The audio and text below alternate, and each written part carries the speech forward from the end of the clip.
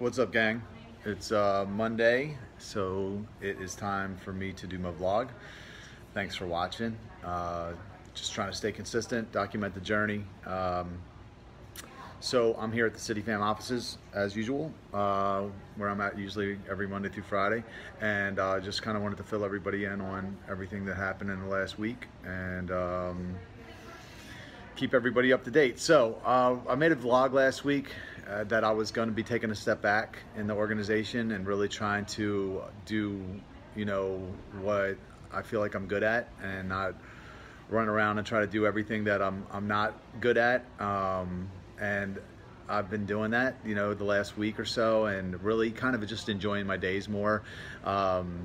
Really just kind of checked myself and realized I had a bad attitude. I kind of had this martyr's attitude where I was doing all this work and but I wasn't doing it with joy. And I was starting to like resent people in the organization because I felt like I was doing so much, and it was just I had a really pissy attitude, and it just wasn't fun for me. So I kind of came to that realization after a talk with Pastor Chris, and so the last week it's been great. You know, I've spent time creating content, worked on Home's business plan, some things that I'd kind of been putting off. I finished the small group curriculum for Why Waiting Works, which was awesome. Very excited about that. So just been doing more stuff that I like doing. So even though I'm still working the same amount of hours and I'm still working on the organization, I've just kind of pulled back a little bit and not been doing some of the more you know, tedious things, or just things that I'm not even that good at, which I don't think did really a whole lot for the organization anyway. So I've been pretty excited about that. I put up a blog last week, and that was the first time I put up a blog, and I don't even know how long. It had been months before that, and got some good feedback. You know, always get people reach out after posting content, and that's been the thing that has driven the organization is, you know, content, is that specifically the videos that I'm putting on YouTube, because people are now discovering us in other parts of the world, and they're like, wow, this is an awesome organization, an awesome culture. I want to be part of it. So you know, the fact that I'm doing that is exciting, and I'm, you know, I don't know, locally we may suffer a little bit by not, you know, having some of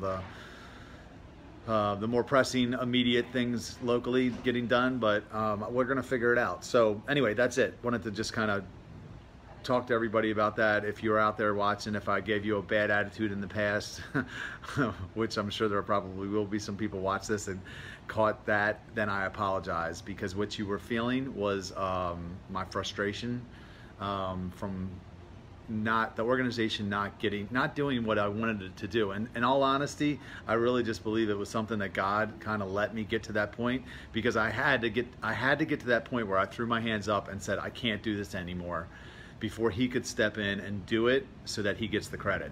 So that's what I believe 100% was the reason that I was trying to control everything and run around and do it, and he was waiting for me to get tired, punch myself out, and give up, which is where I'm at now. So I'm kind of giving up, trusting him with it, doing the things that I like to do, and I'm excited. I'm excited about what happens from here on out. So got the small group curriculum finished. It looks amazing. Shout out to Mike Nitty if you're watching. He shot the videos. I mean, it's some high quality shit. I gotta be honest with you. The videos and the questions, Pastor Chris helped me put the questions together, and they're very thought provoking. We already have groups meeting in several different cities. Last night we had the first groups meet in Anne Arundel County and Harford County. They had their first meeting last night. We've had groups meeting in New York City, in Houston, Texas, in Newark, Delaware. They're all doing this small group curriculum based on my book. The group is called The Truth About Sex, and it's an 8-week course, and during the 8 weeks they talk about the book. 2 of the weeks they actually do events. They do a social event on week 5, and on week 8 they do a service, or week 7 they do a service event. So it's basically the exact same way that we started City Fam. So I'm very excited about it. We're actually going to New York City this Friday. We're taking the leadership team up there. The New York group has a 3-bedroom townhome in Brooklyn that we're staying at, that they're giving to us free of charge. So we're going to take the whole leadership team up there. We're going to they're having a rooftop onesie party to benefit a local shelter in Brooklyn. So we're going to go there. We're going to hang out on Friday night with them. There'll be food, there'll be music, and then on Saturday we're going to, you know, walk around or whatever. We'll probably go to a haunted house on Saturday night in Manhattan, which is going to be awesome. And then on Sunday, a couple of us are going to go to Hillsong. So if you're not on leadership, this is what you're missing, because we're going to do more stuff like this as this thing continues to grow. And I'm excited about it because, you know, I've wanted to kind of, you know, share, you know, the good stuff with the people that have sacrificed, and now we're starting to see some of that come back, and it's exciting. The people in New York are super pumped about meeting all of us, and you know, we're excited about meeting all of them too. And one day I'm like, you think how cool it's going to be when, you know, we go to a different whatever, we go to Houston and you're like, hey, it's First Friday, let's go check out Renegade, and you know, you can walk into a bar and be around a couple hundred like-minded people wherever you're at, because they're all part of this culture and this movement that we've created. So I'm really excited about it. We're starting to meet here every week. We're having a strategic planning meeting because we're starting to try to figure out like what these new chapters will look like. Are they going to be franchises? Are they going to be associations? You know, and how we'll make money. You know, will they give us a percentage of their membership, or what will all that look like? We don't even know. But my main goal really in starting this is not to get rich. You know, I hope everybody knows that. If you knew the way that I lived, you would know that that's not my goal. But we do need money to sustain the home base, our headquarters, so that we can go ahead and support chapters in other parts of the world. So like the main goal though is I want to set the chapters up so that they can expand quickly, because I feel like when God gets a hold of this and he wants to spread it, it's going to spread fast. And I don't want to try to control it, you know, to be like, oh, maybe we get a few more dollars if we do this or whatever. I just want to enable it to spread fast so that people can get them started easily and quickly. But we also need to maintain some level of control so that things don't go sideways, because it's so edgy what we do, how we help people, that it very easily could go left, and all of a sudden somebody's doing a Renegade in a strip club, you know what I mean? Or the other side where all of a sudden they're doing the Renegade in a church, and we don't want that either. So we're this thing in the middle of all that, and that's where we want to stay. So we need to maintain some level of control, but we also want to enable people to get started easily and quickly, you know, without trying to put too many hoops for them to jump through. So we're trying to figure all that out right now. We have a City Fam Life online videos. We shot about 20 videos that people will watch that really explains who we are, what we do, why we do it. They'll take a little quiz after each one to prove that they watched it, and then they'll, you know, give some type of small fee to go ahead and start. So it's exciting. You know, that's where we're at. That's what we're working on every day, pretty much. We were just on a call with somebody in Portugal that reached out. We had our first person from Mexico reach out today. I know you would have thought they would have done that. We would have got a response from Mexico, but we had our first one today. So literally we get messages from people, you know, every week from different parts of the world, sometimes every day from different parts. Slovenia, I think last week. There was all kinds of places all over the map. And we're just working through that process. So it's exciting. The YouTube page is growing. I think I'm over 16,000 subscribers right now, which is pretty cool. I shared last week that that 10 Reasons video that I put up last year is actually the #1 video in the world under several different search terms that are relevant to or that revolve around waiting to have sex. So if you go to YouTube and you put in "no sex before marriage," it's the first video that pops up. Or if you put "waiting to have sex" or "wait to have sex," it's the first video that pops up.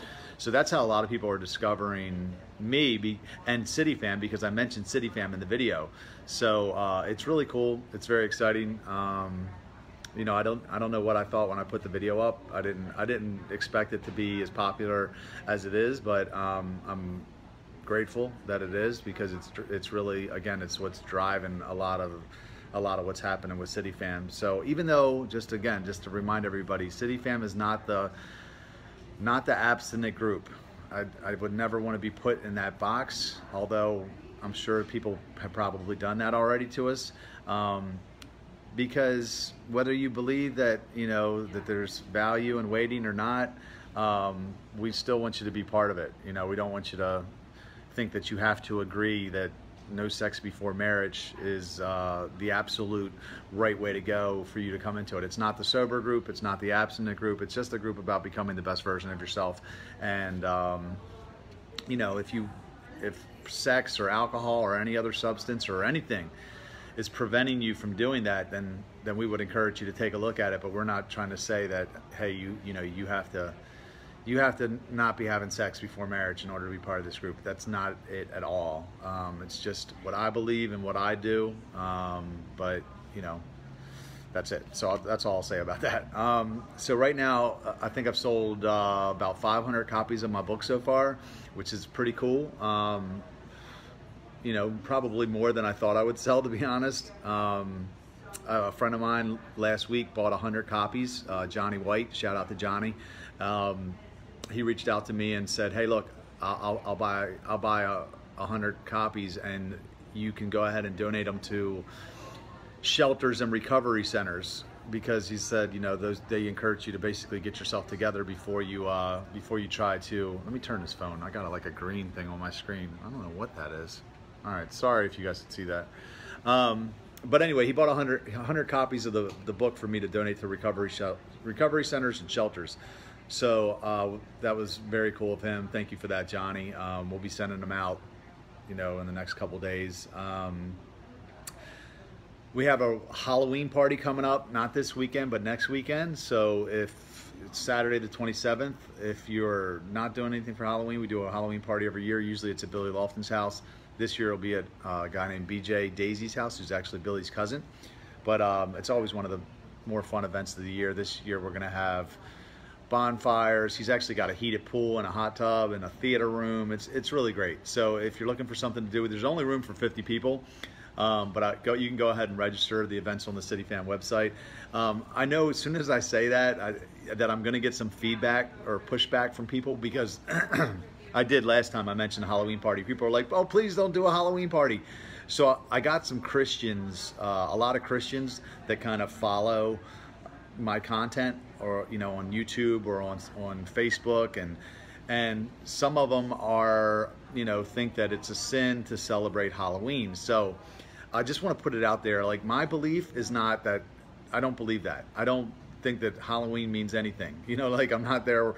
It's not part of the occult. It's not witchcraft. I'm not worshiping the devil. I'm just getting dressed in a costume and I'm going to hang out with my friends. Paul talks about in the Bible disputable matters.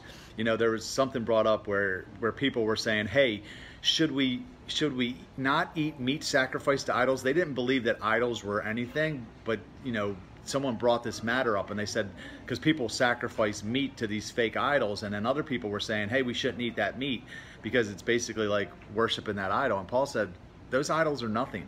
So whether you eat it or not, it doesn't mean anything. It's a disputable matter. So for me, Halloween is that same thing. It's just a disputable matter. If it bothers you, if it bothers your conscience, look, don't celebrate it. I'm not trying to convince you to do that, but it doesn't bother me one bit.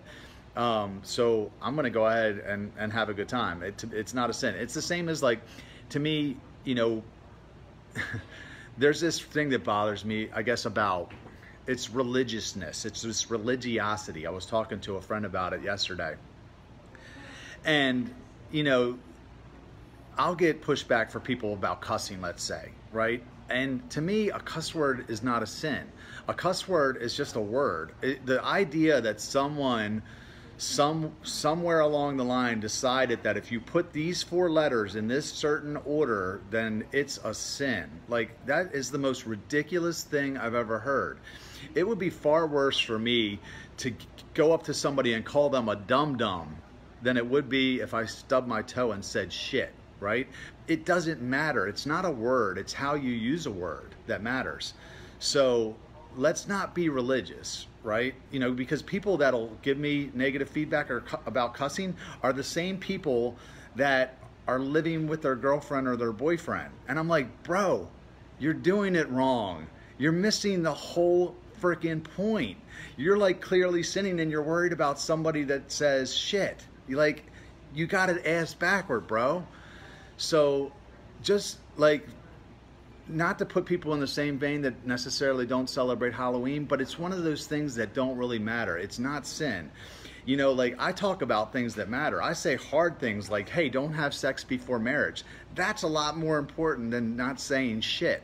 If I say shit, it's not going to ruin my life. If I go out and knock a girl up that's not my wife and I'm not in love with, that could damn sure mess my life up. So there's a difference between things that matter and things that don't really matter. So let's not get hung up on the things that don't matter. And also, let's not forget that it was religious people that killed Jesus. It wasn't sinners that killed Jesus. The religious people killed Jesus. So I don't ever want to be accused of being religious. I'm not religious. I go to Halloween parties. I throw the biggest New Year's Eve party in Baltimore, Charm City Countdown, shameless plug.